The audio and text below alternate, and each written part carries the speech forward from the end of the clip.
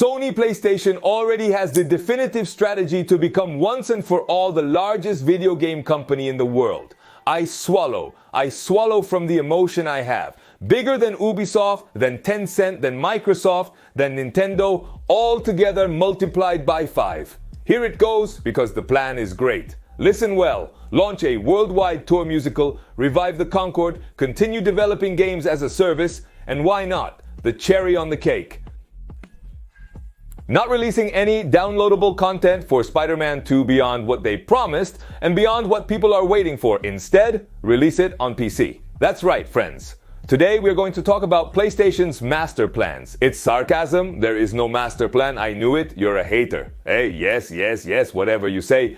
We are going to talk about what's cooking at Sony, but we are also going to talk about what's cooking in the rest of the kitchens. The metaphors. Pour the metaphors. We are going to talk about cinema, about movies, about adaptations, about what there is to play and try this weekend. And we are going to take a generalized look at video game sales and what's happening in the video game market.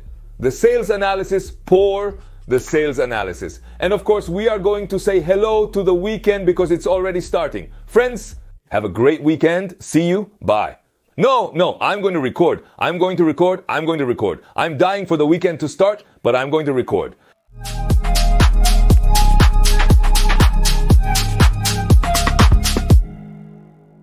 And we're going to start today's video talking about Space Marine 2, which was released just a month ago.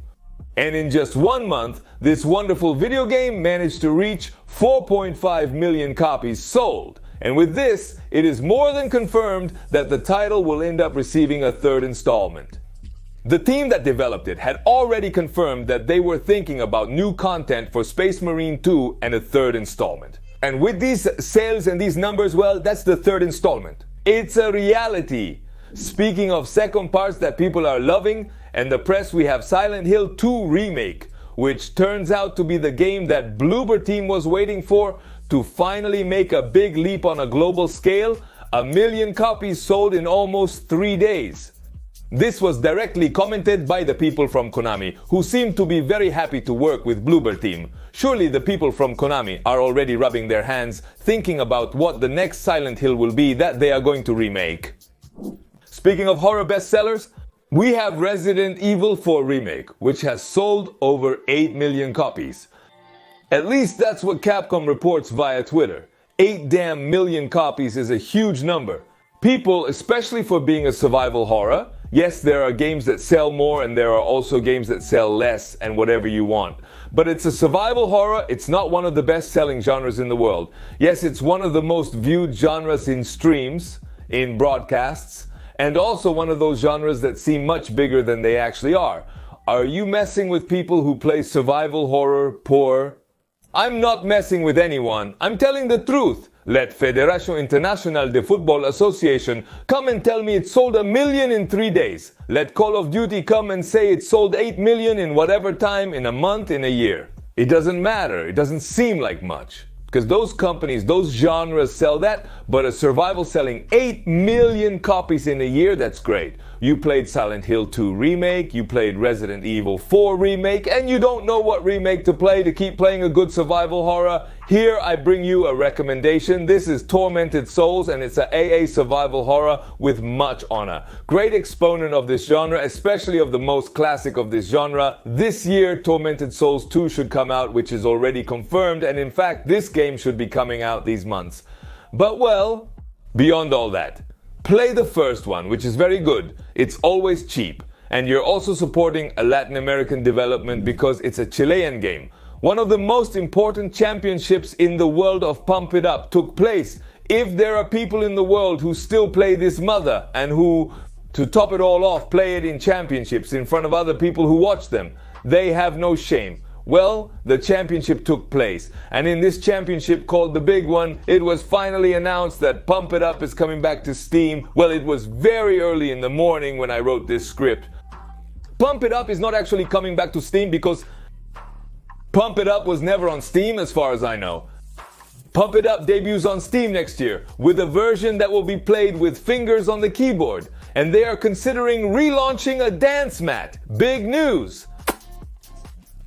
Now you have a topic of conversation for the weekend, for a baptism where nobody knows what to talk about. Say, did you know Pump It Up is coming back? IO Interactive, the developers and publishers of Hitman, have been working for several years on a new James Bond video game. You know, 007 License to Kill and all that. Well, now the executive producer of the game and director of IO Interactive confirmed that this new title is the first of a planned trilogy. They will start with a single video game, but if it goes well, there will be 3 games that will tell the origin story of James Bond and the early years of a young agent. We don't have a date yet, but they say the project is going much better than they expected. Maybe next year they will be announcing it with some kind of trailer or something like that. Starting October 21st, you can pre-download Call of Duty Black Ops 6. It weighs over 100 GB. So start making room. November 21st will be the date when you can finally buy, if you're interested, Star Wars Outlaws on Steam. Because the game had been launched on PC but not on Steam. Well, on November 21st it will be. And Sparking Zero sold 3 million copies in 24 damn hours. Another absolute madness. Because it's still a fighting game. Also a genre that's not the most popular in the world. But we'll talk about this in more detail a little later. The folks at Atari announced a new collection of 15 Tetris video games. A review of many of the most important titles from the last 40 years of this video game. The Tetris Forever collection provides a historical overview of the game. It's going to be released on all consoles and on PC on the 12th of November. The speedrun levels for Astrobot's downloadable content have started to arrive. And the first one to arrive, which you're seeing right now on screen, is called Building Speed, and it arrived this very Thursday. A new level will arrive each week for the next 4 consecutive Thursdays. This downloadable content is completely free, and it proposes you to run a challenge track to rank globally. If you have the game, you already have this first level. Speaking of PlayStation announcements, we finally have the announcement of Spider-Man 2 coming to PC. The game will drop on January 30th on Steam and the Epic Game Store. And it will arrive in its most complete version. The portwork of this title was done by Nix Software, so we can fully trust that this is going to be a good port.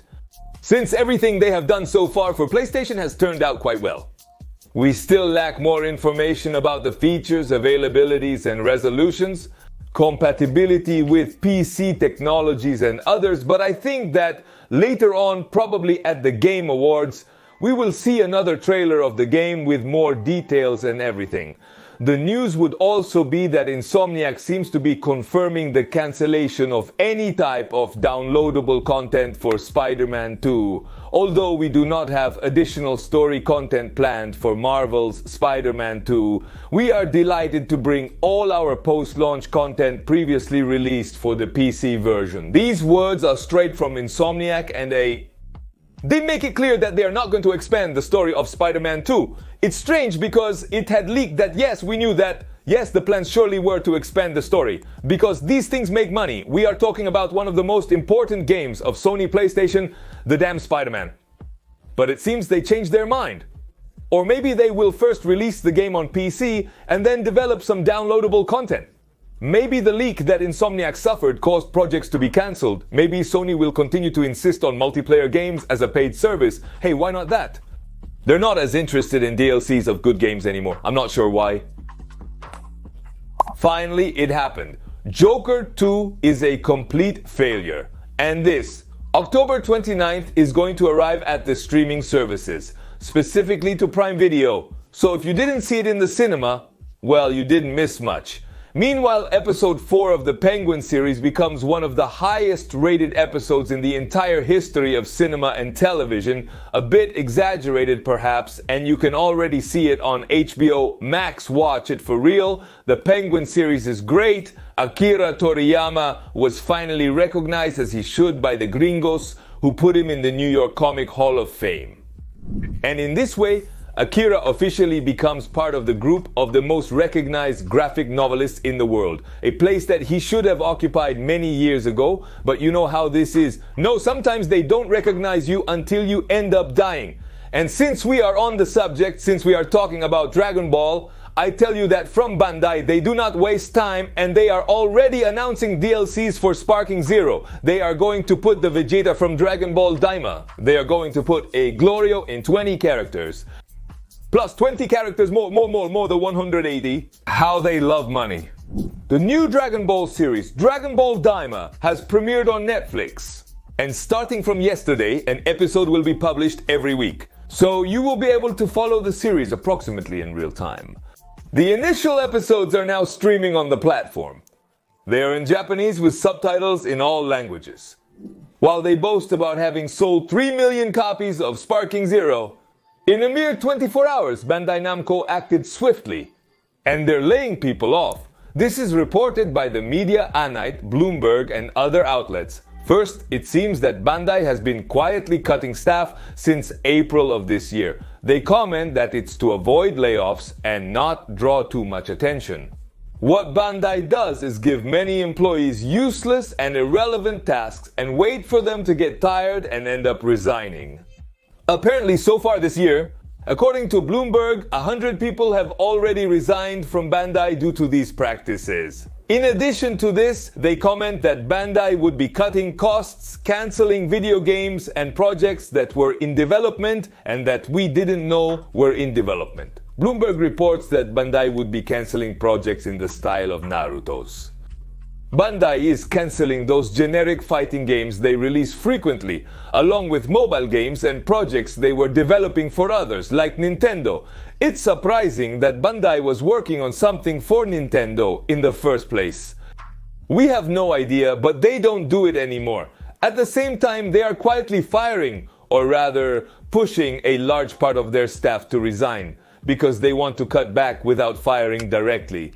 It's incredible how people so capable of making us happy with such good video games can also be so cretinous in life. Speaking of audiovisual productions, we have to talk about the God of War series, because the production that Sony PlayStation and Prime Video were doing together seems to be in danger. The specialized medium Deadline comments that the project of the live-action series of God of War is stopped, and that 2 years into working on this new series, the showrunner of the project and the 2 executive producers resigned. Supposedly this was going to be a super mega faithful live-action series to what the God of War video game was in its first installments, but it seems that it will not be anything. It happens more or less the same as what is happening with the Horizon series that Netflix was making. We don't know what stage it is at, or if they abandoned it, or didn't abandon it. But nobody says anything about it.